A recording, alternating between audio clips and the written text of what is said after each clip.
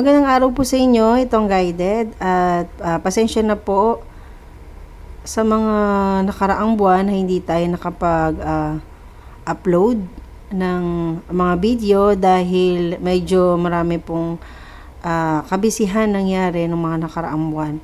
At ngayon, ako ulit ay nagbabalik para makapagbasa ulit sa inyo ng inyong mga kapalaran para sa buwan na ito. Ang reading natin ngayon is para sa buwan ng November, para sa mga Taurus. Bali, bubunan tayo ng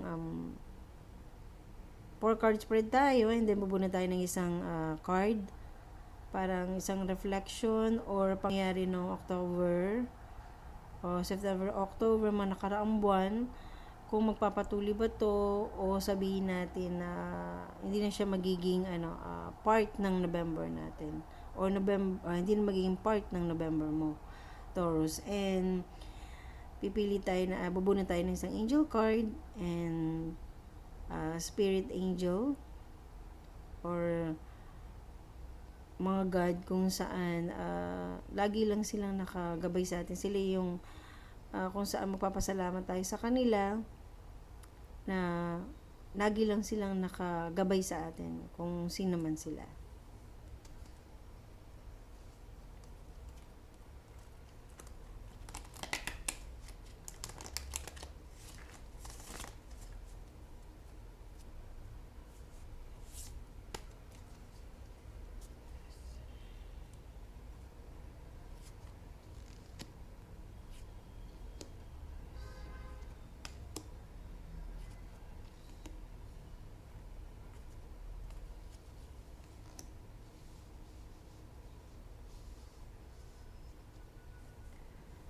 So Taurus, ngayong sabihin natin nung nakaraang buwan ng October, or the past few months, sabihin natin na more on finances yung sabihin natin medyo slow. Hindi naman slow na dumating, kumbaga nagtitipid ka talaga. So inisip mo na baka may parating kang malaking gastusin pagdating ng so i-stay put mo lang kung anong meron ka. Lalo na nung nakarang buwan ng October, na as much as possible, wala kang kahit na anong any purchase o whatsoever. So, nakapokus ka lang in your finances mo nung nakaraang buwan. And ang pinaka-overall environment mo for this November is Knights of Cups, kung saan makita mo dun sa picture is in reverse siya at natapon nyo, parang natapon kung ano man meron nandoon na. So, ngayong buong November, yung mga emotional burden mo is definitely i-let go mo na. At ayaw mong punuin pa kung ano nang meron ka.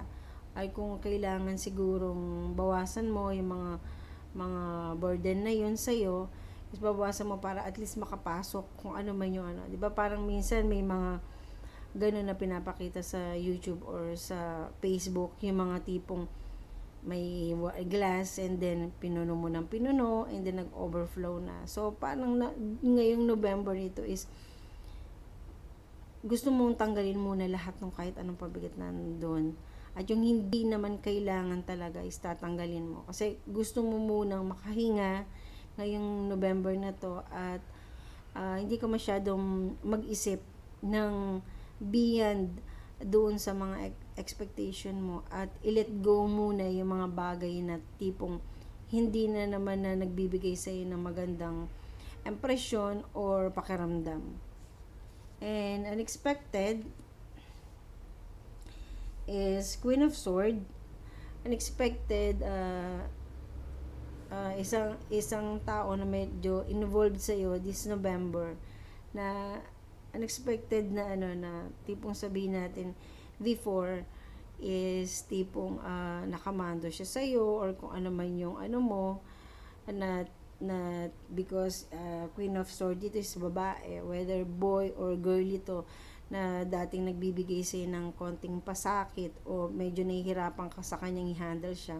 But unexpected ngayong November, hindi siya magiging ganun sa'yo. Hindi ko sasabing bibigyan kanya ng mas madaling task kung nagtatrabaho ka man, or kung sa family man, hindi ka pahirapan ng parents mo or ng mga taong involved sa'yo ngayon. But definitely, unexpected, yung tao na yun na binabanggit ko is, hindi ka bibigyan ng pasakit, or hindi kanya hindi kanya hindi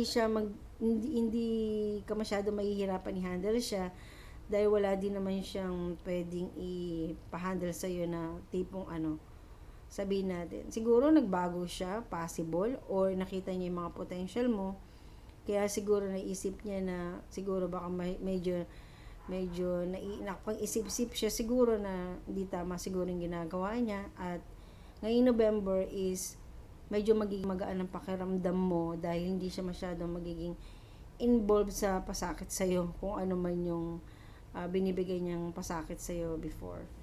And some difficulties mo lang ngayong November is more on, sabihin nating, legalities or 8 of Pentacles. Siguro meron kang iniisip siguro ng property or something na medyo iniisip mo siya na by the end of this year, possible pinag-iipunan mo na siya. So medyo yun yung difficulties mo, kung paano ka maipon, kung paano mo maragdagan yung iyong finances, para yung pinaglalaanan mo yun for the next year is maging okay. So yung mga difficulties mo ngayon, na kung paano may handle yung ganong situation mo, dahil more on legal matters, or sabihin natin ayun, but not in a bad way naman yung nakikita ko. Baga masyado mo lang pinag-iisipan parang paano pa kumita. So yun yung nagbibigay sa'yo ng difficulties mo ngayong November. And by the end of this November, ikaw mismo mafe-feel mo na hindi ka masyadong defensive sa sarili mo. Siguro dahil na din siguro sa taong dati before na nagbibigay sa'yo ng pasakit. So magugulat ka na rin siguro sa sarili mo na hindi ka na magiging masyadong defensive, and then magiging parang go with the flow ka na lang muna this November. Na dahil doon medyo magiging smooth sailing lang naman yung magiging mo ngayong November, at walang masyadong yun lang binanggit ko kanina na difficulties mo, na parang nag-isip ka na parang pamaragdagan pa yung yung finances, dahil sa may pinaghahandaan ka na for certain siguro on the next year, or the next by December, or kung ano man yun, yung mga parang kang papers or documents na kailangan mong bayaran yun. So paano mo kaya mabayaran yun, yung mga difficulties mo lang ngayon, but in a good way naman yun, wala namang negative na nakikita ako doon. So ano yung angel message ngayong November? Taurus,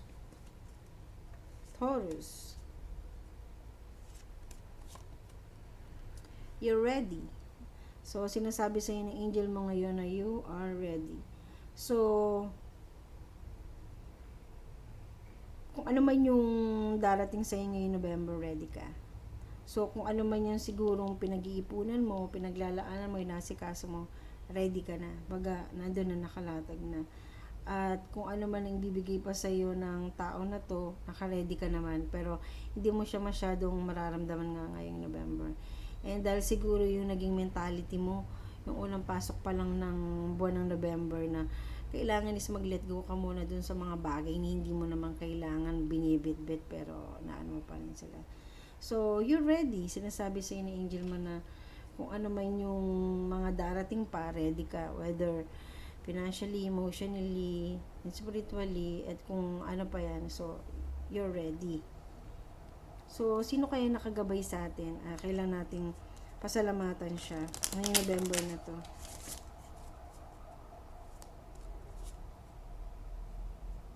Archangel Azrael, lumitaw din kanina dun sa isang ano to. At siya pa rin nabunot natin ngayon. So, more on changes and transition talaga ang nangyari sa'yo ngayong November. Siguro dahil na dun sa ganong mentality mo nga, tulad kanina, na ikaw mismo, binago mo yung sarili mo at para medyo magkaroon ng konting fresh ba ang sasabihin nun? Yung parang makahinga ka man lang, makahinga ka sa mga bagay na nagpapahirap sa'yo at nang dahil doon, may mga changes kang mararamdaman o makikita sa ng ibang tao. Kaya magiging iba yung pagiging makitungo nila sa'yo kasi okay, ganun pala siya. Okay naman pala siya. Kaya na magiging sa'yo. So, nasa iyo lang lahat naman ng yung pagbabago na yon at dahil ma-appreciate yun ng mga lalo ng mga ibang tao, lalo siyempre mga mahal mo sa buhay. So, sa ngayon, Taurus, yun lang aking nakita sa iyong card. Maraming salamat sa iyong pakikinig at panonood and God bless sa iyo.